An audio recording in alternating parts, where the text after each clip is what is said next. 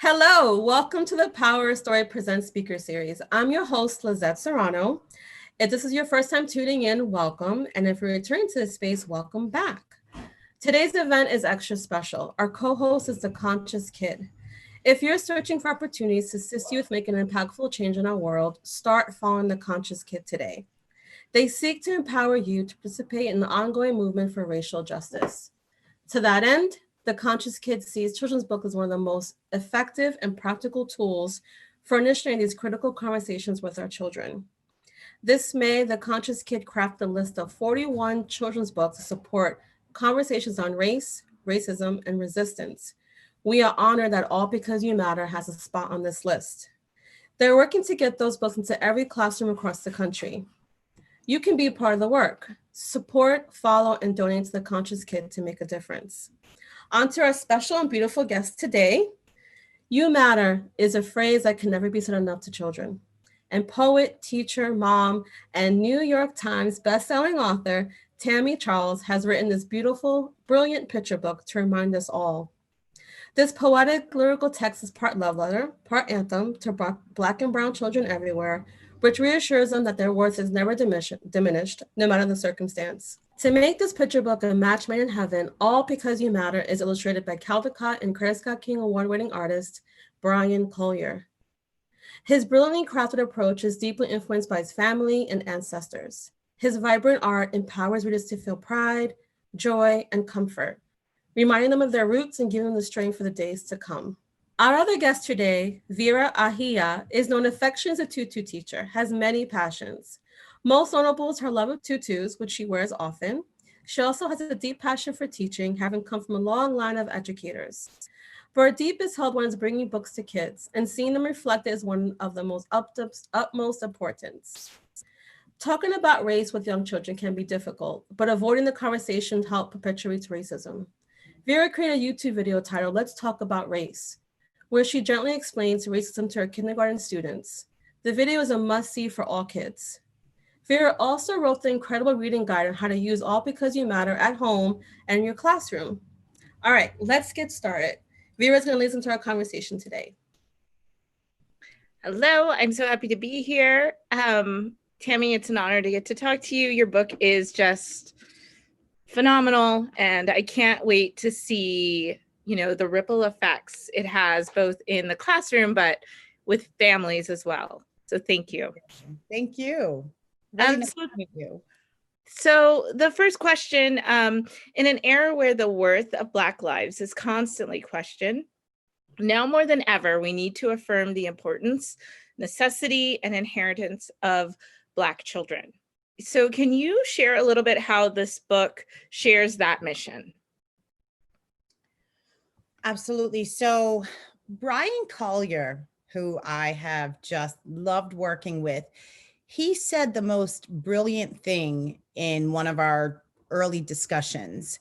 And that was, and I may be like not quoting it word for word, but it was to the effect of, if all lives matter, let's start with the ones who feel like they don't first. And it really hit me because, and he also said, if all lives do matter, then it's on all of us to help each other. The onus isn't just on us, as Black and brown people to share this message with children, Black and brown children. It's all of our responsibility.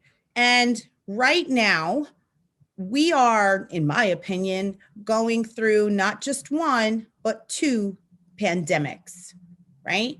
You've got COVID, which has been incredibly unfortunate, a very sad time in our world history. But on top of that, we also have the other pandemic of heightened racism, which has been around for centuries, but it just feels so overwhelming right now in this time. So, I couldn't have timed this book more perfectly, right?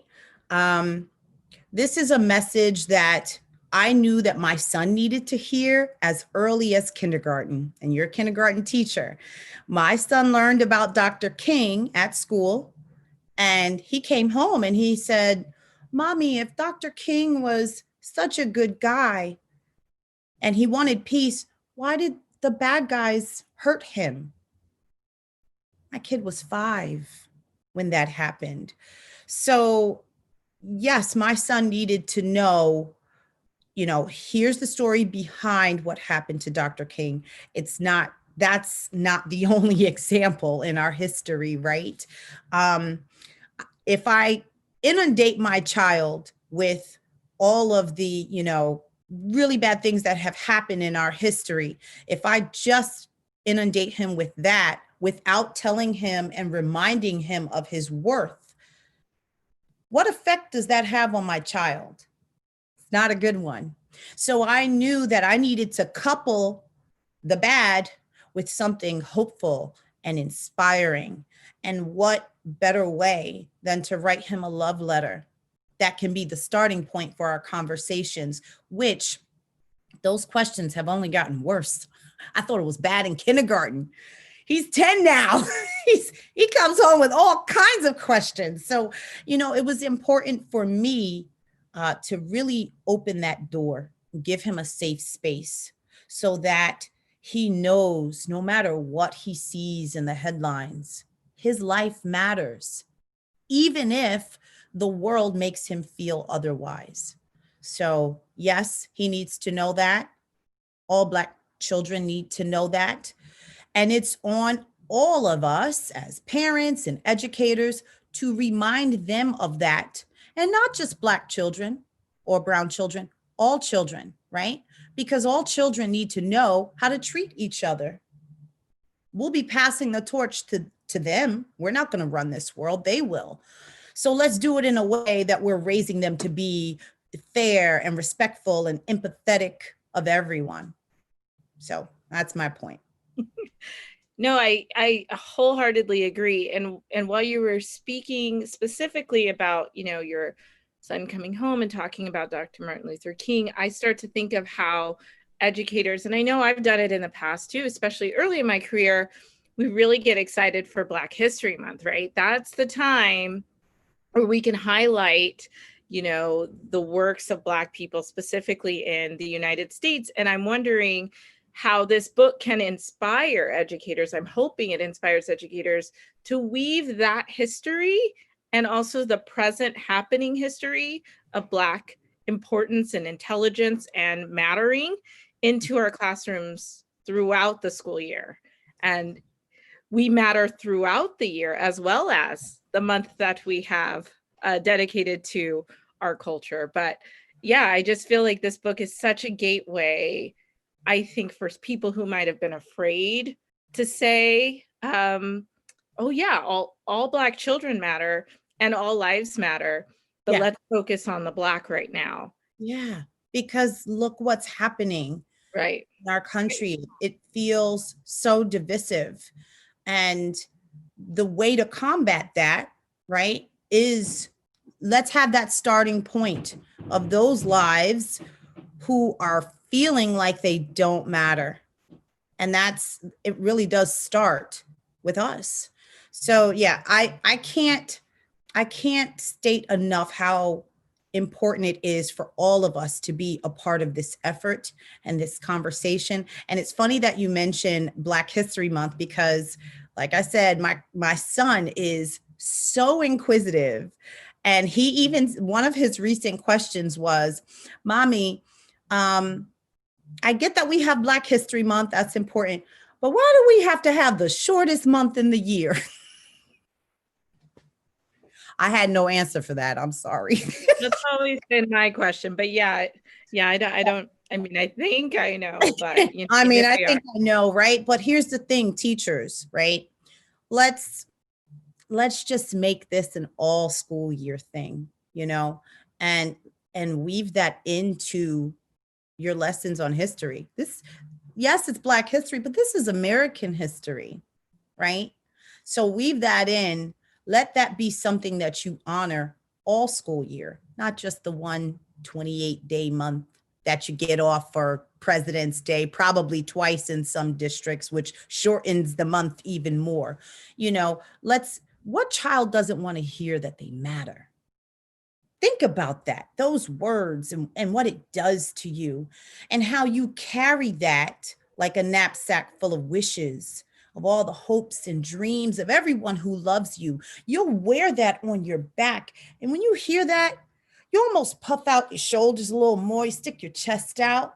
That's important for our children to hear, to carry forward into the future. So yeah, it's on all of us to do that for them. Absolutely. And that's a great segue to the next question about, your use of the word matter throughout this book as both a noun and a verb. And I'm wondering if you can provide a little more insight about your choice and the meaning that that word has personally for you, and, how it matters into the story. So it's funny that I saw a review that also said that my wordplay with the word matter. And I think I might have done that without knowing that I did that. I just knew that I wanted to create something where I reminded my son and all Black and brown children of here are all the ways that you matter, right? But I remember looking in the dictionary first and seeing that, okay, there's matter as far as, your worth and your importance. But then there's the cosmos, the universe. And that got me thinking. So when I read those definitions, it almost like those words came to me in my sleep. They say that matter is all things that make up the universe, energy, stars, space. If that's the case, then you, dear child, matter. I heard that in my dream. I woke up, I was like, wait a minute. It really just all came together, right? And the message from that I got out of it is, when this universe was created, if there's sun and stars and flowers and all of these oceans and people, well, certainly there's room for me and for you and for us at the table, right? There's room for us. So clearly we mattered because we're made of matter, right? And we mattered before we even got here. So that was kind of like my thinking. And I just ran with it, because if we didn't matter, we wouldn't be here. So that's I just took I took a scientific approach to really validate our worth as people. Well, I think that that's so beautifully simple that, I wonder how anyone who would come across it ready to have an argument or something to say could have anything to say. It was just beautiful. With this book, why was it especially important to speak directly to Black and specifically boys of color? Oh, I have lots of reasons why it was important to speak to boys, particularly Trayvon Martin, Philando Castile, Tamir Rice. You want me to keep going? So many reasons why I need it. First of all, I'm a boy mom, right? Raising my son to become a man. But yet when I turn on the news, for years of turning on the news and reading headlines, especially Tamir Rice, that could have been my son, right? That's somebody's son. So I knew I had to particularly address boys, because they need that. They need that reassurance, especially when you turn on the news and you see name after name being called, lives lost. They need that reminder. So, and that doesn't, as females, that doesn't diminish our place in the world for sure. And stay tuned. I didn't forget about the girls, I got a little something for us too. But as a mother of a Black son, I knew that I needed to write this geared toward boys because he wanted to know about Dr. King, and he heard about Tamir Rice, and he asked me, "Mommy, why can't I play with my Nerf guns outside?" Absolutely not. You're not doing that on my watch, you know? So I knew I had to like start from there. And it's opened up great conversations in my house. I have to say, you know, I'm not raising my son to live in fear. And same with this book. This is not a book that I try to scare people, not at all. I want to elevate and uplift and give our children hope. So, because of that, my son particularly has felt like he has a safe space to come to me and ask me about anything that's going on. And as his mom, it's not my job to like push an agenda on him. I just want to hear what's on his mind. You know, I can, give him things to read. We have lots of conversations. A lot of our talks are based on books. I'm a teacher myself, always a teacher. So I'm putting books in his hand to go along with whatever topic he wants to talk about. But I want him to form his own opinion, right? Because one day I won't be here and it's going to be on him to be an independent thinker and become a man and really like take over the world. So, that was kind of like the starting point for me writing this book for my son and for Black and brown boys as well. I love that so much. I often think about the conversations with educators, specifically Black educators. And I think even, this summer, I called it, and a lot of educators call it the summer of awakening for a lot of people. When did Black boys stop becoming Black boys in the eyes of the people who don't see that they matter and don't see their worth and see a child playing outside with their Nerf gun as a threat? So when did they become this thug, this monster that you have created in your own head? And it is a conversation of like, we have this beautiful book that we can see that all Black boys matter, that they are important. So when did they stop? When did that stop? And how did that stop for people? And, I don't have an answer. It's just so thought provoking to me, is like, how can we, that's where we need, like, that's where the chisel goes in, and we that's where we take it all out, we examine it, and we end it, and we start to move forward so things are better. Yeah, and I think we have to look past physical characteristics, because I think a lot of people adultify our children way too early. Maybe, I already see my son is 10. He already got a little dirt on his lip. I said, "What you got going there?" "You got a little dirt. He's got a little hair." He's 10. So what does that mean? Maybe someone who doesn't know my child is going to look at him and think he's 13. He's not. He's 10. He still plays with Legos. So we have to honor that and don't just look at a child's appearance. Also, my son is tall. My dad is 6'4". My brother is 6'8.5". He's going to be a big kid, but he's still a kid, just like any other kid. So I don't have the answer, but I think somewhere in there, the answer's there. Exactly. I think it takes, again, conversations where we can start to examine, what are our bias? Why are we approaching things in this way? What have we been taught? Where does the unlearning start? So you wrote this book as a love letter to your son. So what kind of letter or sort of letter would you have written for yourself as a girl of color growing up? You girl, are you doing this right now? I read that and I was like, "Ooh, I'm glad I take my glasses off. Hold on, let me on the asking end to let you." So go ahead. So this is my question. Okay, what would I have written to myself growing up? There's a poem by Paul Laurence Dunbar, "We Wear the Mask."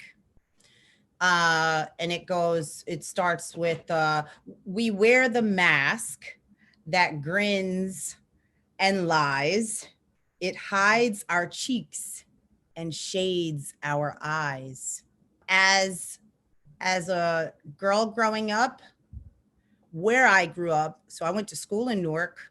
My mom was the teacher, vice principal, and principal at my school for many, many years, elementary school. I think that I wore a mask for a lot of years. I think we all do, first as women, second as women of color, especially as Black women. We hide parts of ourselves to kind of like cater to some societal standard. Prime example, straightening our hair, right? I'm at a point in my life where I know I could have used a letter as a young girl to tell me, let it be. That's what you're supposed to look like. Your hair is not supposed to grow down, it's supposed to grow up. Why? Because we're queens. I wish that I would have had that as a child. Maybe I would have put those relaxers in the garbage. I did that for a little bit, burning the crap out of my hair. Why?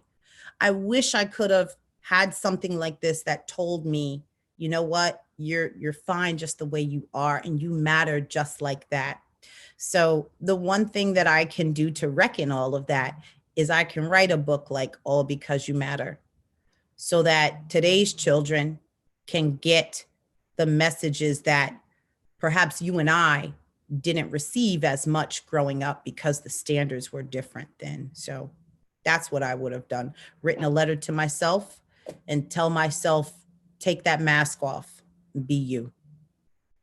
That's beautiful. I totally agree. I think there are so many things that I wish, and they're not even huge things, just like you said, like stop burning your hair and relaxing your hair, and those little messages, or even not even a letter that said that, just a person on the TV or in a movie, or somebody just being themselves would have been enough affirmation. So thank you so much.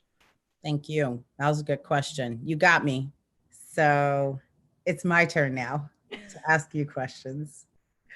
So you created this brilliant and thought-provoking educator guide. I have to say, going off script here, I've done educator guides. When I read yours, I said, I am never doing one again.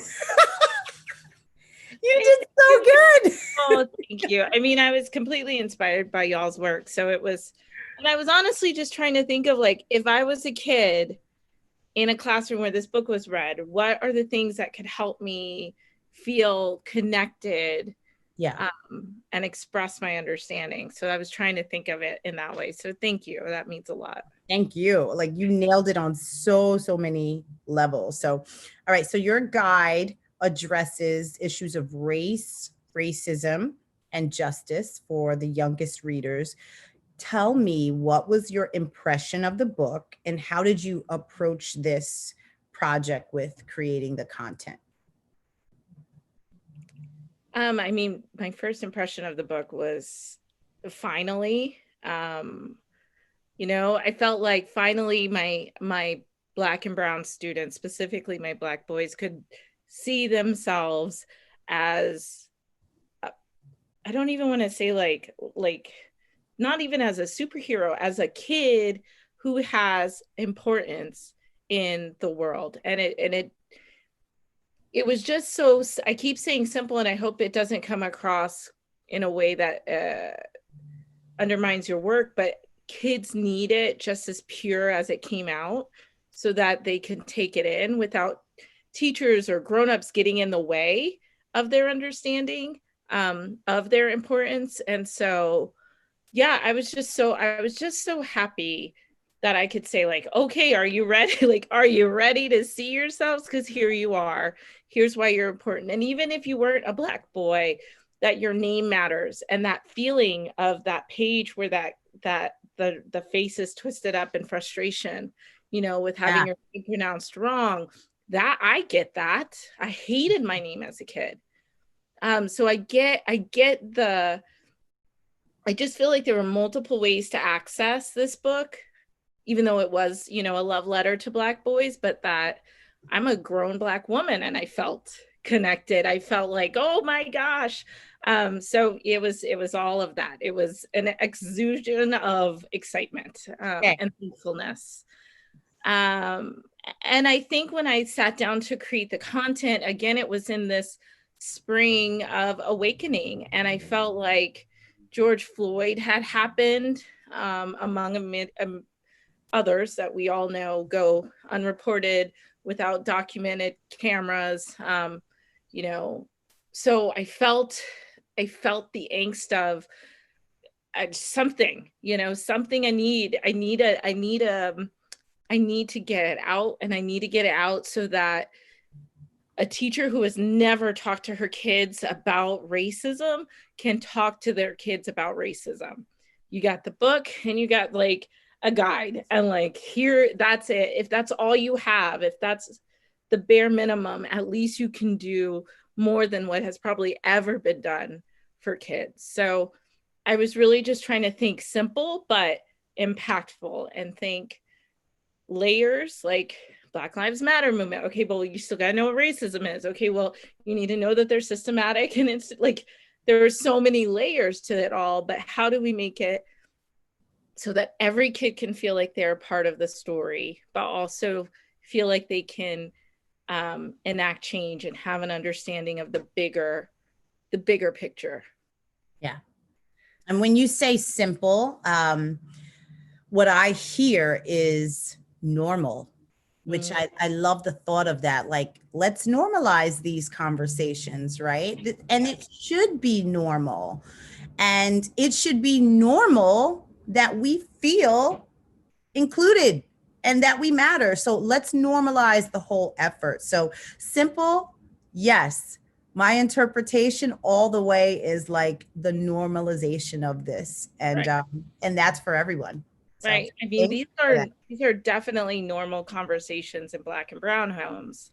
So how do we take these conversations into homes where they're not talking about it? It should be, right? Absolutely, like, it should be. It's the onus is not just on us. Let's get all the parents from all walks of life talking about this, because these kids are going to have to grow up and know how to treat each other. Surprising. Right?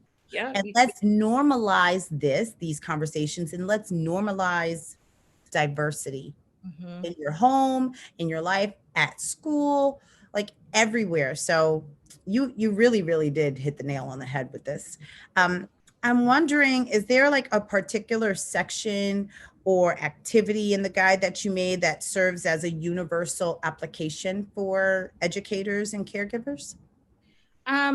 Yeah, I feel like the connected page, in the book itself, it's at the end where it's an encircled circle, and then the family of the main characters are in the middle, and their neighborhood, or what I'm assuming is their community, is encircling them, and kind of like, this is everybody's job. Like, yes, the mother, the father, they've had these conversations with this child to instill this important self-importance for him, but that now we are in a community, we are working together, this is everyone's job. And so when I listened to Brian talking about his perception of that part of the book with his illustrations, I was like, okay, well, that definitely needs to be a piece of the way educators have conversations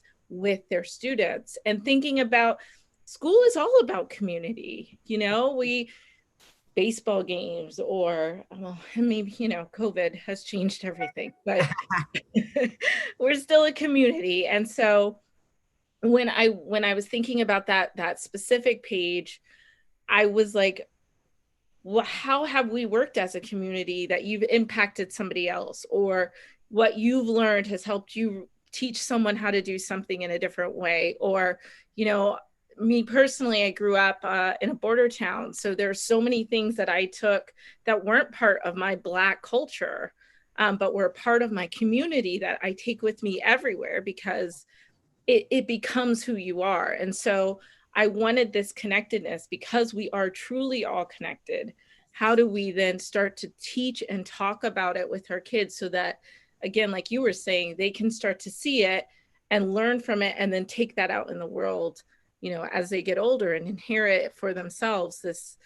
Don't ever lose this idea that you're operating alone. You're not. On page 8, it's of the guide, there's an I am special page. So confirming that all children matter, all children are important. And so it's just a page where a child would describe how they are special. And there's a fill in the blank sentence of, my blank is the best part of me because, and then a blank. I know that you say that the I am special activity in the teacher's guide is your favorite. It's mine too, actually. I like it as well. Can you show us an example of what that looks like? I try not to say that I'm not an artist, because I don't want my kids to perceive themselves as not being artists. So I'm trying to not do the teacher thing, like I'm not an artist. So I am an artist, and here's what I created. I said, my heart is the best part of me because it allows me to love everyone I meet. And I just drew a really big heart inside a heart. I know that's such a kindergarten answer, but Love it though. It really is. I was always the kid who would go to the park with my mom, and then 5 minutes later be like, Mom, I have a new best friend.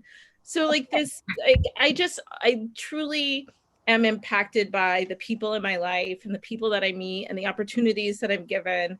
And I feel like that shows in the way I care for my own students, care for my family, and the way I guard the people who are close to me, because, we're all connected. Everyone should feel loved and cared for and respected. So.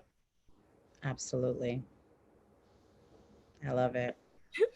That was wonderful. Tammy, I wanted to ask you, if I can, this particular section, what's in a name? Your son entering a classroom, and, and teacher, and, the kids are laughing at people's names and identities and things like that. What is that? I wanted to ask you about that section. What do you think? What's in a name? How you identify yourself? I taught for 14 years, and I remember roll call. Every teacher does roll call, and every year, like clockwork, there was always, certain names that weren't common, but they were beautiful and special. And as a teacher, it was important for me to learn how to say the name correctly, right? But there was always a kid or two who would snicker at the name. And I had to establish that early on. We're not doing that. Because you know what? If we can learn to say Beethoven and Tchaikovsky, we can learn to say Jordanis. We can learn to say Uzumaka. Your name is your honor. So we have to make the effort of pronouncing, these kids' names correctly. Because if they start off the school year, A, you're saying it wrong, and then B, kids are laughing, and the adult, you have to just correct it right away, because it's a pride thing and it's a respect thing. So names are important. You can certainly give yourself, you yourself can give yourself a nickname, but don't let someone give you a nickname because they're too lazy to learn how to pronounce it. And that's that. You wear your name because it's your honor. I'm so happy we were able to bring the two of you together today, through this special connection, through this amazing book. When I first read this book in manuscript form a while ago, I remember reading the text and being uplifted by your choice of words. And then seeing the book all come together and you talk about it. Like my takeaway has been, I just feel so, my feet feel so firmly grounded to the earth with this book. And I think Vera said, I think it gives you hope. And if you need anything, we got two things. We have the book and we have the guide. And I just think hope, this book. So I'm just so happy to bring you guys together. The last question I want to pose to the two of you, when you think of this book, talk about this book, what is the one thing you hope readers will take away after reading it? Oh, that's very simple. For me, I've experienced, actually it's not that simple. I've experienced situations where I've been at like book events and, you know, a patron or a parent will pick up a book, right? And they see a brown child or black child on the cover and they go, oh, this looks interesting. Let's see, who can I give this to? And then they're clearly, you know, they're thinking of which black child or which brown child in my class, in my life, in my neighborhood, can I give this to? Throw that out the door. Throw that thinking in the garbage. I would like for people to see the universality of this book and the message that it brings. This is a book that you can and should give to anyone, child, adult, anyone from any walk of life, because it's our responsibility to have these conversations across the board, cross-culturally. That's the only way that we're really going to start to build a better path for our future. So that's my not so simple wish. I mean, I think Tammy said it so beautifully. I think in my own like educator focused world, so I hope that this gives educators permission to start a conversation they may never have had before.